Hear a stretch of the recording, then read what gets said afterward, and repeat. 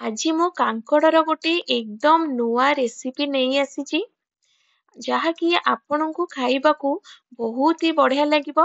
जहाँकू कांकण जमा भी भल लागुनथिबो तार तो एटा फेवरेट हेजिबो। आपण थरे बनेइकी खाआंतु। पिलाठू बुढ़ा पर्यंत समस्तଙ୍କର बहुत पसंद आसिबो। जेतेबेले भी घरକୁ आपणकर कांकड़ आसिबो आपण एई रेसिपीटा बनेबाकू निश्चय चेष्टा करिवे। ଆପଣ बनेइकी खाआंतु आउ मते कमेंट सेक्शन रे जणांतु आपणको केमती लागिला। भिडियोटी भल लागिले गोटे लाइक निश्चय करंतु आउ चैनल रे नवा थिले सब्सक्राइब करबाकू जमा भी भूलिबेनी। चलंतु आमे एथर बनेबा आजिर रेसिपी। एठी मु 7-8टी बड़ कांकड़ नै जाइछि। एई रेसिपी बनेबा पई टिके बड़ कांकड़ ही आमे नबा कारण ता भितरे हमकु फिलिंग दबार अछि। आ छोटटा बनेले टिके कष्ट लागिबो। आ एठी मु चोपा भल से चांछि देइछि। कांकड़ ऊपरर जो थाए कंटा कंटा सेटाकू भल से पील करि देइछि। नहले सेटा बहुत अबागिया लागिबो खाइबाकू।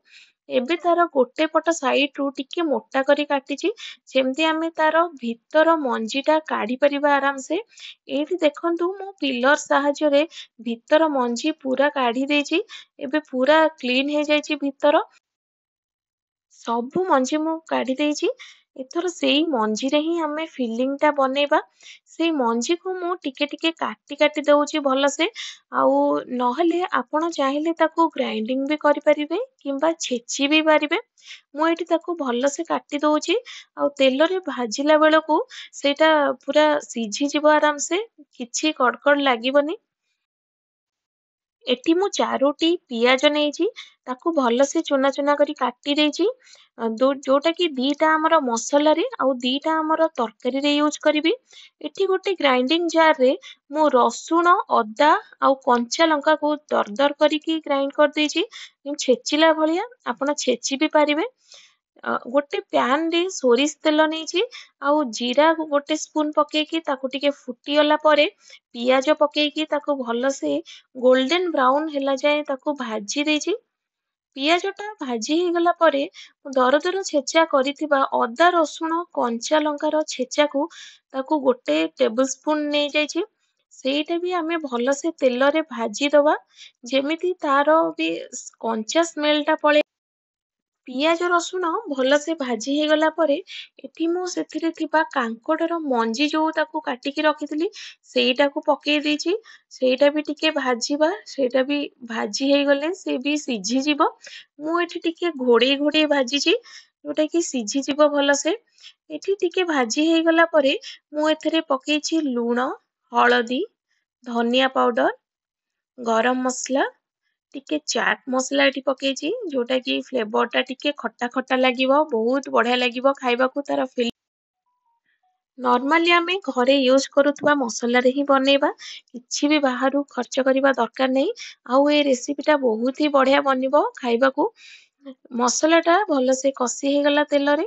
ଏବେ ମୁଁ ସେଥିରେ ଦିଟା ସିଝା ଆଳୁ ପକେଇଛି। ଆଳୁ ଫ୍ଲେଭର ଟା ବଢିଆ ଲାଗିବ ଫିଲିଂ ରେ।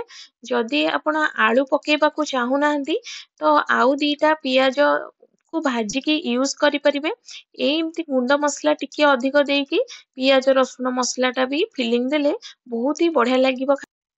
ଏଠି ମୁଁ ସିଝା ଆଳୁ ପକେଇକି ତାକୁ ଭଲସେ କଷି ଦଉଛି। ଆଳୁ କଷା ଭଳିଆ ହେଇଯିବ, ମସଲା ଟା ପୁରା ରେଡି ହେଇଯିବ ଆମର। ଏଇ ମସଲା ଟାକୁ ଆମେ କାଙ୍କଡ ଭିତରେ ଦେଇକି ତାକୁ ଭଲସେ ଫ୍ରାଏ କରିବା ଯୋଉଟା କି ବହୁତ ହି ଟେଷ୍ଟି ଲାଗିବ ଖାଇବାକୁ। ମତେ ତ ବହୁତ ହି ବଢିଆ ଲାଗିଲା ଆଉ ଆମ ଘରେ ସମସ୍ତିଙ୍କି ବହୁତ ପସନ୍ଦ ଆସିଲା। ସମସ୍ତେ ଡିମାଣ୍ଡ କଲେ ଯେ ନେକ୍ସଟ ଥର ଯେତେବେଳେ କାଙ୍କଡ ଆସିବ ଏଇ ରେସିପି ଟା ହିଁ ବନେଇବାକୁ। ଏବେ ମସଲା ଟା ଆମର ରେଡି ହେଇଗଲା। ମସଲା ଟାକୁ ଟିକେ ଥଣ୍ଡା କରିବାକୁ ଛାଡିଦବା। ମସଲା ଟା ଥଣ୍ଡା ହେଇଗଲା ପରେ ତାକୁ ମୁଁ ଗୋଟେ ସ୍ପୁନ ସାହାଯ୍ୟରେ, ଛୋଟ ସ୍ପୁନ ଟେ ନେଇଛି ମୁଁ, ଯେମିତି ଇଜିଲି ସେଇ କାଙ୍କଡ ଭିତରେ ମସଲା ଟା ଭର୍ତ୍ତି କରିଦେଇ ପାରିବି। ଗୋଟେ ଛୋଟ ସ୍ପୁନ ସାହାଯ୍ୟରେ ମୁଁ ଫିଲିଂ ଟା ଭର୍ତ୍ତି କରିଦଉଛି କାଙ୍କଡ ଭିତରେ ଯୋଉଟା କି ଆରାମସେ ଭର୍ତ୍ତି ହେଇଯିବ। ଆଉ ଯେହେତୁ ବଡ ଟିକେ ହୋଲ ଅଛି ତ ଆରାମସେ ଭର୍ତ୍ତି ହେଇଯିବ। ଆପଣ ଚାହିଁଲେ ତାକୁ ହାତରେ ବି ଭର୍ତ୍ତି କରିପାରିବେ। ଏଠି ମୁଁ ଭର୍ତ୍ତି କରି ସବୁ ରେଡି କରିଦେଇଛି ଫିଲିଂ ଟା। ଏବେ ମୁଁ ସେଇ ପ୍ୟାନ ରେ ଟିକେ ସୋରିଷ ତେଲ ନେଇକି ତାକୁ ଉପରୁ ଏପଟ ସେପଟ କରିକି ଟିକେ ଭାଜି ଦଉଛି, ଯୋଉଟା କି ଉପରଟା ବି ଭାଜି ହେଇଯିବ। କାରଣ ଆମେ କଞ୍ଚା ନେଇଛେ ହିଁ କାଙ୍କଡ, ସିଝେନେ କିଛି କରିନେ। ଏଇଠି ଉପରଟା ଭଲସେ ଭାଜି ହେଇଗଲା, ଟିକେ ଲାଲ ଲାଲ ହେଇକି ଭାଜି ହେଇଗଲା। ଏବେ ମୁଁ ତାକୁ ଗୋଟେ ପ୍ଲେଟ କୁ କାଢି ଦଉଛି। ଆମେ ଏଇ ପ୍ୟାନ ରେ ହିଁ ବନେଇବା ତାର ମସଲା ଟା। ତ ଏଠି ମୁଁ ଗୋଟେ ଗୋଟେ କିରି କାଢିଦେଲି କାଙ୍କଣ, ଯୋଉଟା କି ବହୁତ ଭଲସେ ଭାଜି ବି ହେଇଯାଇଛି। ସେଇ ପ୍ୟାନ ରେ ମୁଁ ଆଉ ଟିକେ ସୋରିଷ ତେଲ ନେଇଛି, ଆପଣ ଯେକୌଣସି ତେଲ ୟୁଜ କରିପାରିବେ। ସୋରିଷ ତେଲର ତରକାରୀରେ ଟେଷ୍ଟ ଟା ଟିକେ ବହୁତ ଭଲ ଆସେ, ଆଉ ବାସ୍ନା ଟା ବି ବହୁତ ଏନହାନ୍ସ ହୁଏ। ସେଇ ସୋରିଷ ତେଲରେ ତାତି ଗଲା ପରେ ମୁଁ କିଛି ଗୋଟା ଗରମ ମସଲା ପକେଇକି ତା ଦେହରେ କାଟିକି ରଖିଥିବା ଆଉ ଦିଟା ପିଆଜକୁ ପକେଇ ଦେଇଛି। ସେଇ ପିଆଜକୁ ଭଲସେ ଗୋଲ୍ଡେନ ବ୍ରାଉନ ହେଲା ଯାଏ ଆମେ ନର୍ମାଲି ଯେମିତି ତରକାରୀ କରେ ସେମିତି ହିଁ ଭାଜିବା, ଆଉ କିଛି ବି ଏକ୍ସଟ୍ରା ନାହିଁ। ନର୍ମାଲି ଆମେ ଯେମିତି ଅନ୍ୟାନ୍ୟ ପରିବାକୁ ମସଲା ତରକାରୀ ବନଉଛେ, ଏଇଟା ବି ସେମିତି ହିଁ ବନେଇବାର ଅଛି। କିନ୍ତୁ ଫିଲିଂ ଟା ଯେହେତୁ ଦିଆଯାଇଛି ତ ଆର ଟେଷ୍ଟ ଟା ବହୁତ ହି ବଢିଆ ଲାଗିଲା ତରକାରୀରେ ଖାଇବାକୁ। ଏବେ ମୁଁ ଅଦା ରସୁଣ ଆଉ ଟମାଟର ଗୋଟେ ପେଷ୍ଟ ବନେଇ ଦେଇଥିଲି, ସେଇଟା ପକେଇ ଦେଇଛି। ଆଉ କିଛି କିଛି ଗୁଣ୍ଡ ମସଲା ପକେଇ ଦେଇଛି, ଯେମିତି କି ଲୁଣ, ହଳଦୀ, ରାଗ ଲଙ୍କାଗୁଣ୍ଡ, କାଶ୍ମୀରୀ ଲଙ୍କାଗୁଣ୍ଡ, ଆଉ ଟିକେ ଚିକେନ ମସଲା ୟୁଜ କରିଛି। ଆପଣ ଚାହିଁଲେ ଏଇଟାକୁ ସ୍କିପ୍ ବି କରିପାରିବେ।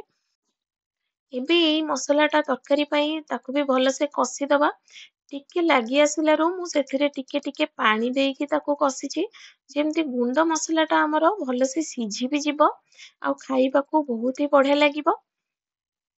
ଏଠି ଆମର ମସଲା ଟା ରେଡି ହେଇଗଲା, ଆଉ ଦେଖନ୍ତୁ ତେଲ ବାହାରି ଆସିଲାଣି।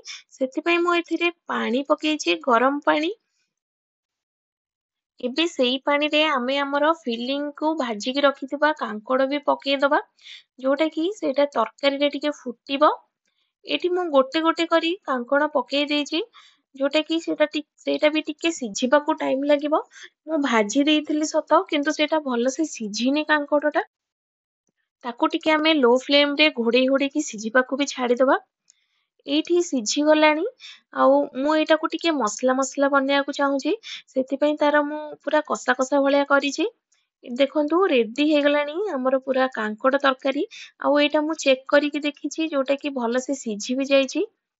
ଏବେ ଆମେ ସର୍ଭ କରିବା, ଆଉ ୟାକୁ ରୁଟି, ପରଟା, ଭାତ ଯାହା ସାଙ୍ଗରେ ବି ଖାଇପାରିବେ।